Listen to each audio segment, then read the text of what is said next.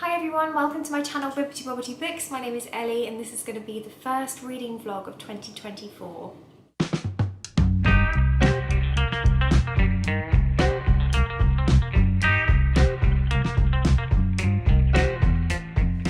So 2024 has been a little bit of a rocky start for me. We are over the halfway mark in January and I haven't read a single book. It's been a little bit crazy. I've been a bit poorly in January. I've been very busy with work, and we've also had a lot of stress with our house sale. If you've been following, we are trying to sell our current house to move to a different area in the UK to be closer to family, and things haven't gone as planned, and it looks like our house sale is falling through again, which means we're going to be sticking around in Norwich for a bit longer than we thought. So all in all, my mind has been elsewhere and I've been struggling a little bit to focus on reading, but we're going to change things. We're going to pick up the pace for the second half of January, and that's part of the reason why I'm filming this vlog, because apparently I film reading vlogs when I'm in a slump because it holds me accountable, it keeps me motivated, and it just makes it a bit more of an enjoyable experience for me. So that's what we're going to do. In terms of my reading, my current reads are The Lies of Loch Lamora by Scott Lynch and Into the Planet, My Life as a Cave Diver by Jill Heinerth. So these are the two that I'm currently reading, but I probably will pick up another book in this vlog, but I'm not sure what that will be because I am a mood reader. But yeah, I think a large part of the reason why I'm in a reading slump is because of this book here. Not because I'm not enjoying it, but just because I'm finding it a little bit of a slog to get through because it is a chunky adult fantasy. The writing is very small and Scott Lynch loves to use a lot of description, which I normally like, but at the moment I've been finding it hard to engage my brain and to process all of that information. There's quite a lot of world building in here and things. So for that reason I've been reading it very slowly. But I mean, I have been enjoying it for the most part. This is a adult fantasy, as I said, and we follow our main character Loch Lamora, who is an orphan, and he is pulled from the streets of Camor into the clutches of the thief maker, who basically trains him up to be a pickpocket. But Loch Lamora is actually very enthusiastic about his life as a criminal and kind of goes a little bit too far and starts performing some more ridiculous stunts and crimes basically, and starts to create a little bit of a stir and disrupt the balance within Camor. And so for that reason the thief maker thinks that he's a little bit too much trouble to hold on to, so he decides to deliver him to this priest called Chains. And so Locke goes into Chains's care. He goes into the temple where he lives, and we quickly find out that this Chains character isn't as he seems. It seems like everybody in this world is some kind of criminal, and Chains basically trains Loch Lamora up to become a very specific type of criminal. So he trains him up in lots of different skills that he can use in his thieving career. So he teaches him different languages, different etiquettes and things like that, so that he can really pull off big swindles, and he becomes part of this crime gang called the Gentlemen Bastards, and they pretend to be like any other crime gang in Camor, when actually they have this secret life where they're actually pulling off these really big heists and kind of swindling the merchants and things within the city. So it's quite a fun premise if you enjoy that kind of like thievery type thing where you're following a group of criminals as they pull off these crazy heists and things. Yeah, what I enjoy about this is that it has a really interesting world because it's set in this city that is a little bit like Venice, so it's interwoven with lots of rivers and canals and things. So it seems like there's kind of different islands almost within this big city, and they're all connected by these series of rivers and canals, so you can work your way through the city by traveling on barges and things, so that's really cool. And what's even more interesting is that there are these glass towers in this city and these glass bridges that are built of this material called elder glass, and it kind of glows eerily at night, and those those things were there before humans built up this city. So it was built by people who were before humans. So I don't really know what that means. I don't know if they are like aliens or something, but I'm very intrigued by that whole situation and to see how that plays into the plot. So yeah, there's lots to love about this book, lots of lovable characters. There's quite a lot of humour in here as well, which is great because it's actually a really dark setting. There's lots of like torture and things like that, so do be mindful of that before you go into this one. But there have also been some things that I haven't enjoyed so much, namely the fact that Scott Lynch uses quite a lot of time jumps in here. So for example, we'll be progressing on with the plot and then we'll jump back in time to redo that same series of events from a different perspective to essentially show us how Locke Lamora pulled off some of these crimes that he does. And that kind of irritates me a little bit because it just means that it loses momentum because we're constantly kind of going back to revisit things that we've already seen from a different perspective, so it feels like progress is very slow in this book. But I would say once I got, you know, about 200 pages in, things have started to really pick up and it's definitely got me a bit more gripped, and it seems like we're moving on with the wider plot now, because the first half of this book was very much a lot of information, a lot of world dumping and you know, not much progressing on with the actual main plot of this series. So yeah, I am getting more invested the further that I read through this one. And I will also say that I actually read the last chapter on audio last night, and I think that's going to be the way forwards for me because it just makes it easier to follow along with, because as I said, there's quite a lot of information in here, quite a lot of description, and when you're reading that physically, for me it tends to drag a little bit, whereas listening to it is a little bit easier. So I think I'm going to complete this book and this series probably by listening to it on audio and reading along as well. So yeah, I think that's definitely going to be the way to go. And then this book I haven't read too much of. I think I'm something like 40 pages into this one, and it's a non-fiction book about Jill, who is a really successful cave explorer, cave diver, and she's talking about how she got into that career. She's talking about kind of the events that happened in her childhood that led her to be drawn to this passion of hers, and she talks a lot about the actual act of cave diving itself and how dangerous it is, because it is insanely dangerous. She talks about how you have to be a certain type of person to be able to do this line of work and to face life and death when you are doing these crazy dives. And she also talks a little bit about the sexism within this career, because she's one of like very few successful women cave divers, and she's had to face several barriers along the way because she is a woman to achieve her success. So yeah, it's really interesting hearing from her perspective. And cave diving and anything to do with exploring the deep sea fascinates and terrifies me at the same time. So it's just a subject matter that I am personally interested in, so of course I'm enjoying it, and yeah, I'm looking forward to carrying on with that one. So that is the end of my rambling little introduction to this video. I am now going to head out because I'm actually going to the cinema with my husband. We're going to go and watch Wish, which is the new Disney movie. Which I'm very excited for, so we're going to go and enjoy that and then come back. I'll probably do some more reading and I will catch up with you a little bit later.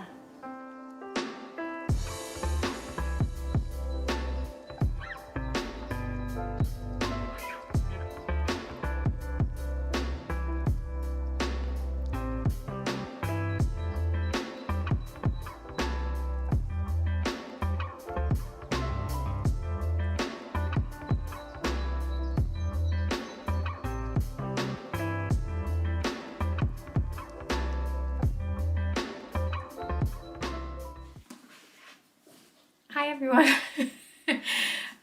So it's the next day and I wanted to catch you up quickly before we go out. So last night I read a couple more chapters of The Lies of Locke Lamora. We listened to it on audio while I was doing some crafting, and I am starting to enjoy this one a lot more. I think in part because I'm listening to it on audio and the audio actor narrator does such a good job of performing all the different characters and makes it such an easy listening experience, but also because things are starting to pick up now. It's getting more exciting. We've had a few reveals.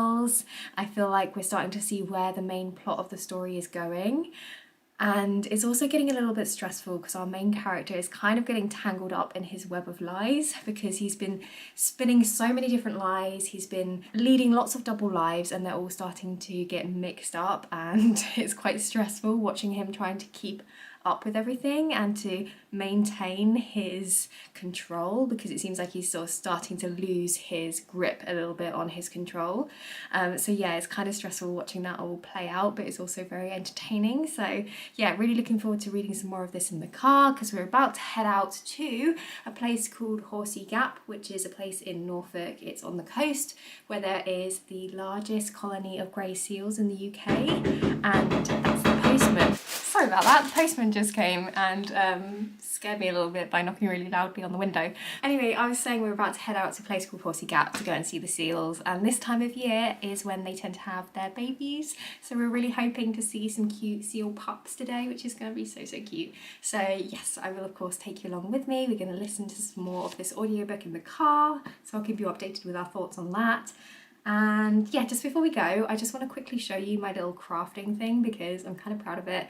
Not gonna lie, it's quite stressful making this thing. I'm trying to build like a book nook, and it has so many little tiny fiddly pieces, and apparently I'm not as patient as I thought I was, because it's quite a lot trying to put it all together. But I'm really excited to see it once it's finished. It's going to be so satisfying once it's finally done, and it's starting to look really cute. So I'm just going to show you that before we head out, and then we shall go and see some seals. So here's a little section of the book nook that I'm making, and it's a cute little coffee shop, and it's starting to come together. I'm so excited, and I'm really pleased with the attention to detail in this set, because I don't know if you can see this, but even behind the door there's like a coffee sign, and there's like a little menu on the side, and the actual like coffee sign is really cool. And this lamp here is actually going to light up. It's got wires fed through it, so once it's all finished it's all going to light up and everything, so it's going to look so cool. So this is kind of what it's going to look like in the end. So it's one of these book nooks that you put in between your books, and it's like a little hidden world in between your books, which is so cute. And yeah, the only other little bits that I've done are these bits. So I've made like a little door and a tree and a little post box, and let me tell you, even like these little bits take so long to make. I even had to make this little like plant thing by sticking the green stuff in this little pot, but it's gonna look so cool once it's all done, so I'm very excited. But yes, anyway, let's go and see the seals.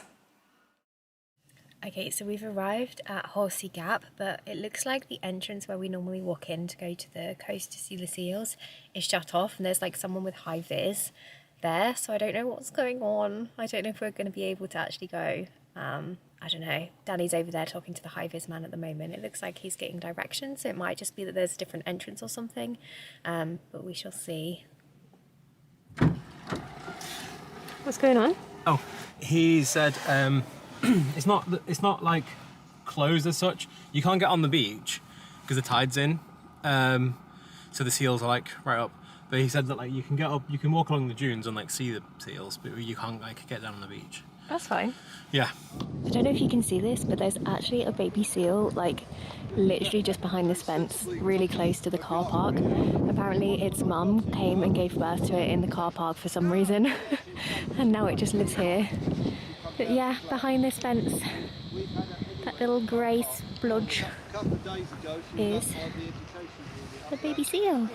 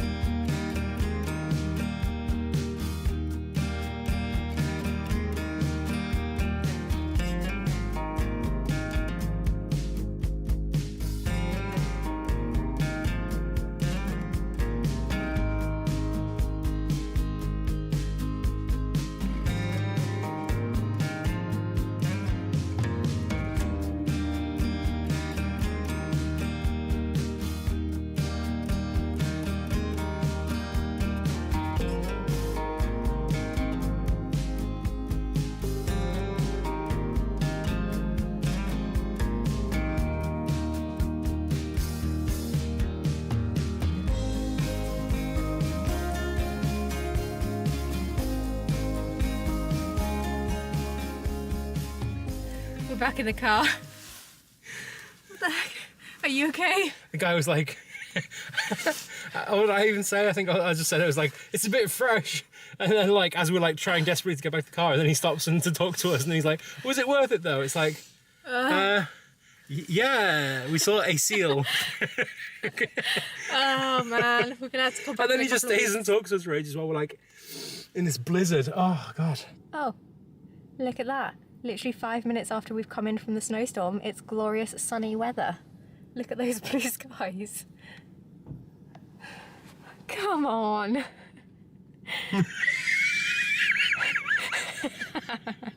It started as soon as we got here and it finished as soon as we got in the car. That is the worst possible timing. Hey everyone, so I am back from our cold Arctic adventure. It's now the next day and my goodness, we picked the worst possible time to go and try and see the seals. Literally the moment that we arrived, the heavens opened and it started like snowing and hailing like really heavily. It was like a blizzard, and then as soon as we got back in the car again, it just completely cleared and it was blue skies again. Such bad luck, but it was actually quite funny and quite invigorating, so we had fun anyway, and we saw one seal, one poor little seal trying to survive. I'm sure it was fine. I did feel really bad for it in the snowstorm, but I'm sure it has a big insulating layer of blubber and was, you know, perfectly warm. Much warmer than us, I imagine. But yeah, we saw one little baby seal, which was cute. Anyway, I wanted to now pop on and give you an update because it's the next day and I finished work and I've got a spare 5 minutes to come and chat to you. So I wanted to let you know that we've made a little bit further progress in The Lies of Lochlanmora by Scott Lynch. So we listened to this in the car. I've actually got my husband into it now. He actually joined me when I switched from reading it purely physically to when I was reading it on audio, and he's actually managed to get involved and, you know, sink into this story really easily, which I feel like just goes to show that the first 100 pages aren't that necessary. It was a lot of information that actually you don't really need for the plot going forwards. That being said, to be fair, I do think there's probably a lot of details that were included in that first 100 pages that are going to come into play later on in the book and in the series. So, you know, it is all like really good, useful information that I'm sure is going to be very important, but it's quite funny that my husband managed to join me sort of halfway through and is just as invested as I am now. But anyway, I definitely feel like the second half of this book has picked up. It's so much more intense and fun. I feel like we're getting to know the characters a lot better. Our main character of Lochlanmora has got himself in such a difficult situation. I actually have no idea how he's going to get out of it this time. So that's kept me turning the pages because it flicks between different timelines. So we've got Locke and his gang who are pulling off or trying to pull off this swindle in the current timeline, and then it flashes back to when Locke was a child and when he was being trained up by this character called Chains. And we find out a little bit more about the other characters in The Gentleman Bastard as well, and when they were introduced to Chains and what their backstories are. So it kind of flicks between the timelines, and that does make it a bit more pacey, a bit more quicker to kind of, easier to kind of keep going, because, you know, you'll get to a big cliffhanger and then it will go back to the past, so you're like, oh no, I'm gonna have to read through all these bits before I can find out how Locke is gonna get out of this situation. So yeah, I've definitely been finding the second half of this book a lot easier to get through, and I'm really enjoying it now. I'm really enjoying the world building. There's been lots of interesting settings that have been described. One of my favourite settings has been this garden, which is called the Garden Without Scent, I think it is, and it's a garden that is made up entirely of glass roses, and it sounded just so beautiful in the description. It was all of these immaculate glass roses that were just shining in the light, and it sounds so beautiful, but it's also incredibly deadly, because apparently if you prick your finger on one of these roses, if you go too near them, then they will draw your blood and they will suck your blood in into them. So some of these glass roses have a slight coppery, rusty colour to them because they actually have human, or I assume human blood, like within them. So that just kind of goes to show how you know, how deadly this glass is. And there's been lots of talk of this glass because it's elder glass, so it's the same material that these towers are made of and these bridges, which were there before the humans arrived. So they are from a previous civilization, and we don't know what drew that civilization away, or what kind of made them disappear. So I'm sure that's going to come into play with the wider plot, and I'm very, very intrigued by it all, and it's just such a creative world to be in, and yeah, I'm loving it. I feel like sometimes this reminds me a little bit of Six of Crows. I feel like it's like Six of Crows but aged up.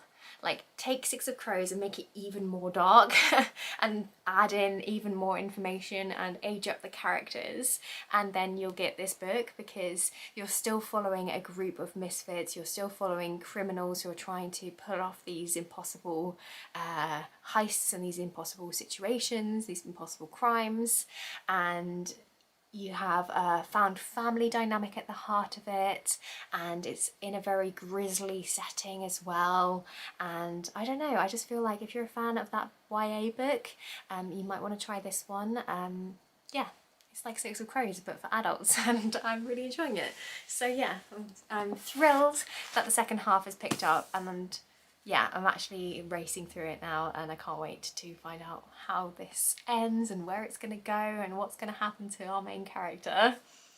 I've also read a little bit more of this book, which is Into the Planet by Jill Hynath.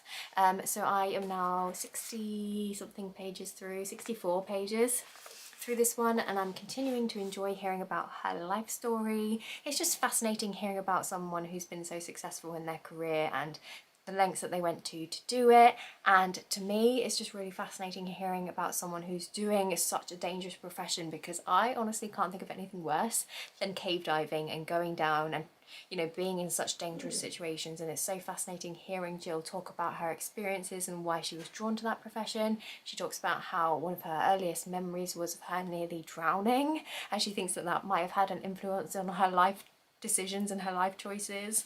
And she also talks about situations in her life where she has been put in a very stressful situation. So for example, when she first moved out into her first flat, the first day that she arrived in her new flat, she actually had a burglary. So someone broke into her flat and she had to confront this burglar, and it was an incredibly scary situation. The way she describes it is absolutely terrifying. She actually had to kind of fight her way out and run to try and find a phone, because that was back in the days when you didn't just have mobile phones. So absolutely terrifying situation. She talks about, you know, being absolutely frozen with fear, and then to make matters worse, not long after that situation, she went back home to move in with her parents, and her parents' home got broken into as well. So she was in a very, very similar situation, and she talks about how she told herself that she would never be frozen by fear again, and she kind of learned to embrace the fear and the anxiety and to work through it and to survive,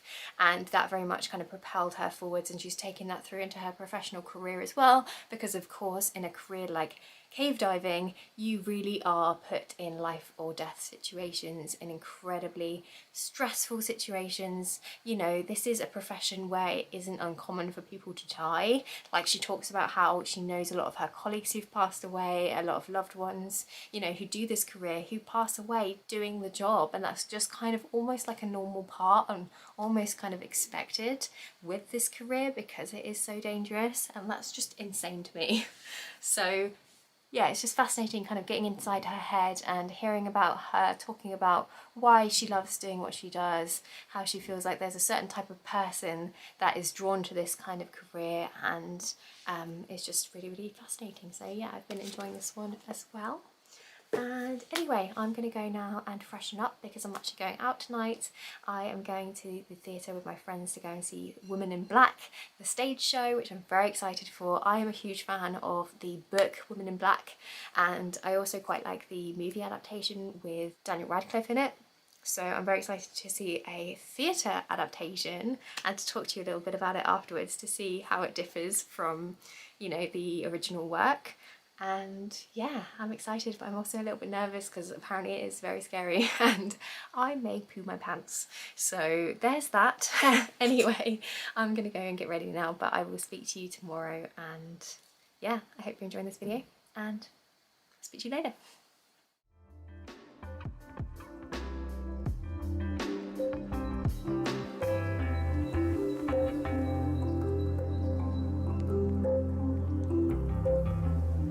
Hey everyone! So it's been a few days I think since I last updated you, but we've just been busy with work. We've also been doing some decorating because we're basically trying to spruce up the house a little bit so that when we put it back on the market it'll be more appealing to buyers. So I don't know if you remember, but this wall here used to be stripy. It had some like really bold orange and purple stripes. It was like the first thing that we did when we moved in here, and I'm aware that that might not be to everyone's taste, so we painted it a very neutral colour to just try and brighten up the room a little bit and to make it a little bit more appealing perhaps to a wider audience. And yeah, I just wanted to give you a reading update as well, seeing as it's the weekend and I have a little bit more time on my hands. So let me just pop you down here. Actually, it's probably going to be easier. Okay, I think it's a little bit wonky, but that'll have to do. But yes, I've got some reading updates for you. So we have been making our way through The Lies of Lockmore by Scott Lynch. We're now fairly near the end, so we're up to page 427, chapter 14, so we've only got this little chunk left, which is very exciting. And I feel like so much has happened since I last spoke to you in this book, but I can't really say anything because it's all spoilers. But basically there's been twists and turns, there's been reveals. I cried at one point, it's been intense, it's been so much fun. I'm really glad that I persevered through the first half of this book because it's just gotten so much better. It's really, really exciting, really just a fun environment. I say fun, I mean it is really brutal and really like dark, but at the same time the characters really lift it. It's got really funny dialogue and you just can't help but root for our main character, and it's just getting really intense because he's getting himself backed into a corner and I'm not sure how he's going to get out of it. I really don't know how this book is going to wrap up because I feel like we've not got many pages left.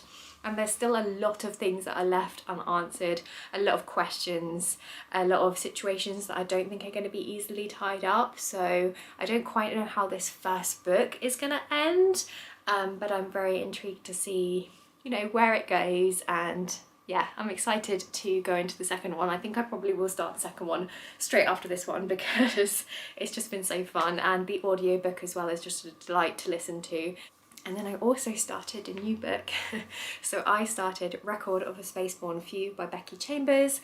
This is the third book in her Wayfarers series, which is a sci-fi series that I really enjoy. I've absolutely loved the first two books in this series, and so far I've been loving this one as well. Becky Chambers has such a great way of using sci-fi to explore character dynamics, and it's quite personal, her sci-fi, I would say. They're very character driven, quite introspective, is that the right word? I feel like it explores quite a lot of really interesting themes, and what I love about her stories is that they are generally quite positive. They normally have a really uplifting outlook at the end, which is quite refreshing in the sci-fi genre, because in my experience a lot of sci-fi can be quite dark and depressing.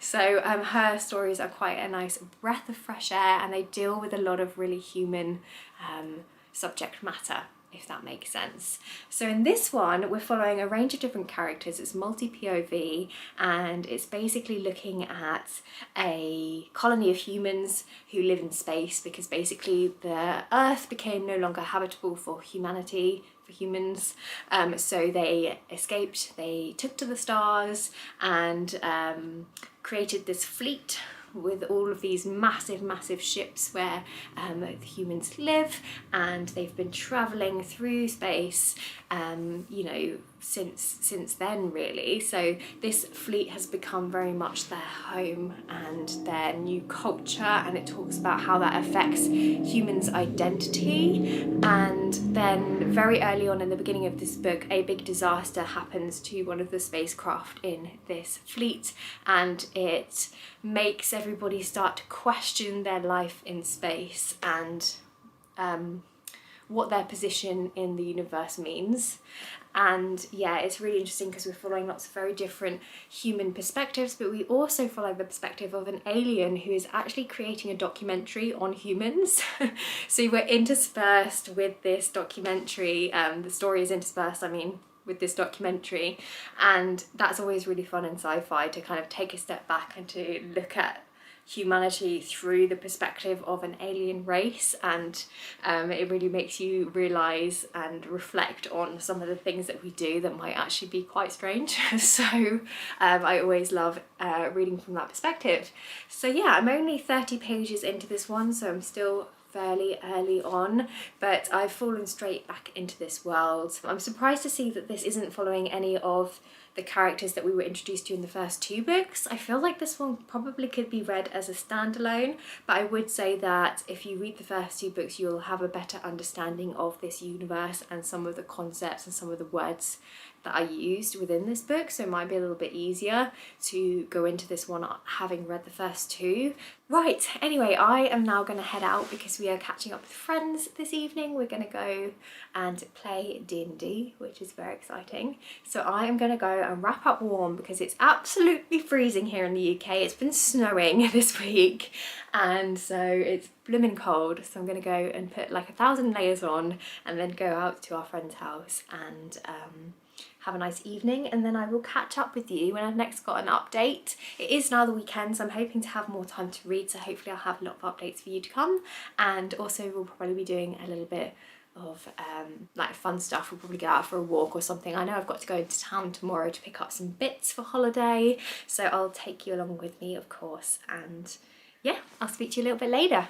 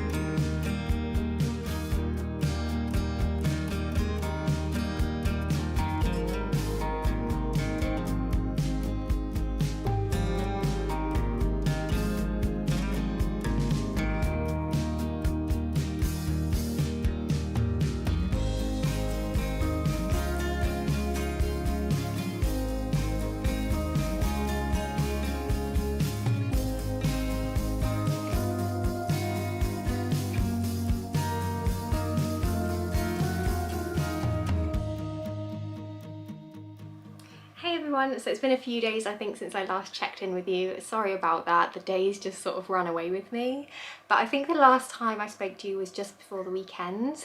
So we did end up going back to Horsey Gap to see the seals, and we had such better luck the second time, and I managed to get some really nice footage of the seals. They were so cute. So you probably will have already seen that in this vlog, so I really hope that you enjoyed that footage. I had a little fun filming it.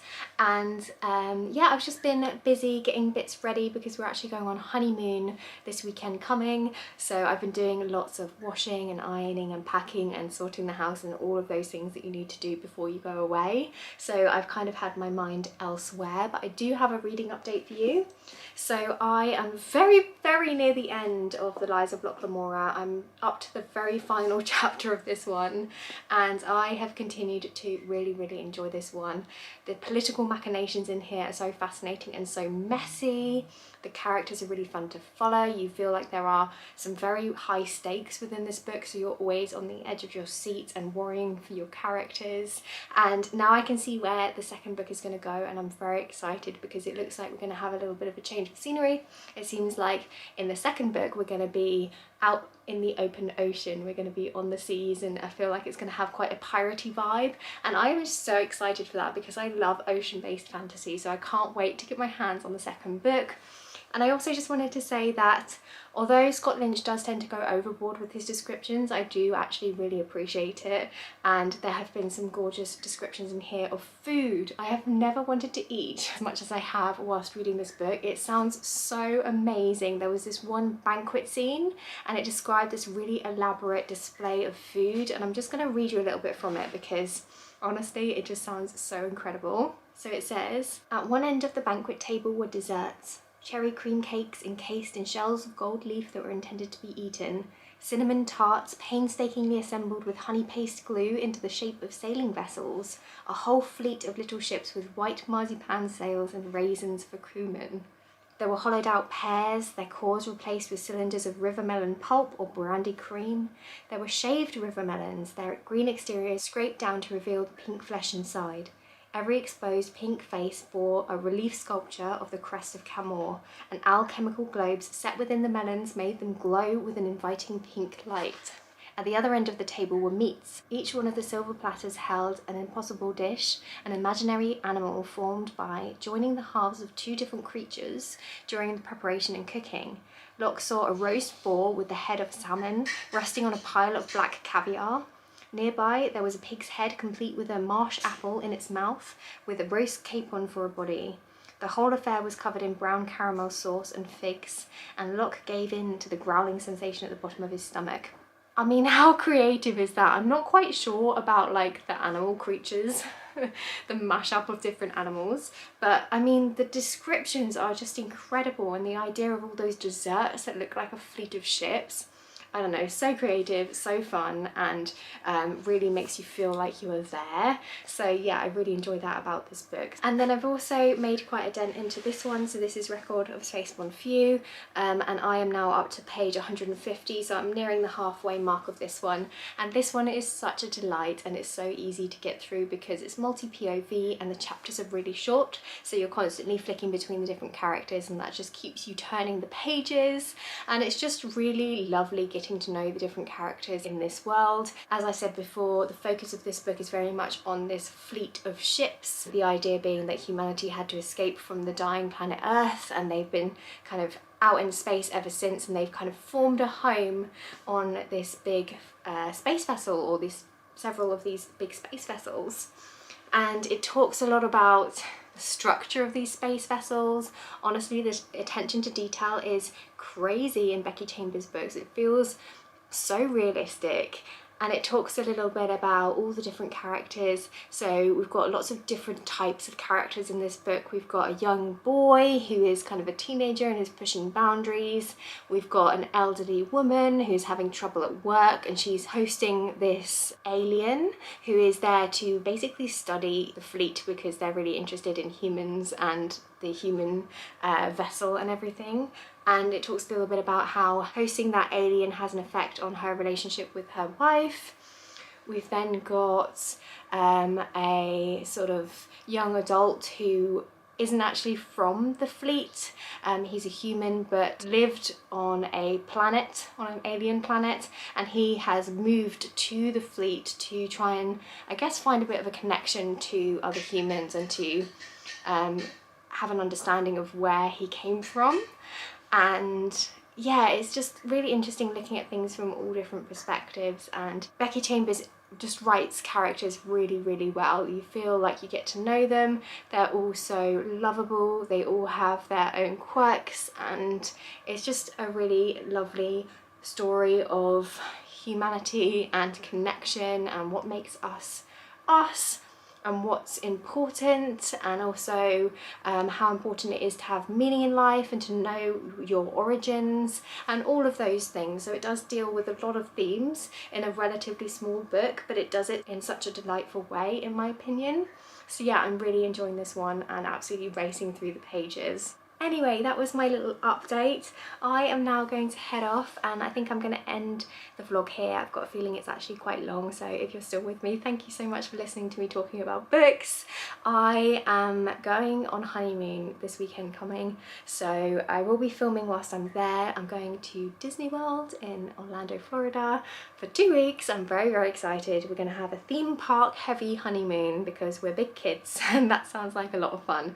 So I can't wait. I am going to film a bit. I'm not sure if I'm going to share it on this channel or not, to be confirmed. Let me know in the comment section if you would like me to share it on here, but I'm unlikely to do much reading over those next 2 weeks, but I will catch up with you when I'm back. Hopefully I will have scheduled things so you won't notice there being a gap in my uploading, and yeah, I guess I will speak to you after my honeymoon. And yeah, I'm so excited. I hope you're all well, and I guess I'll see you next time with another video. Bye!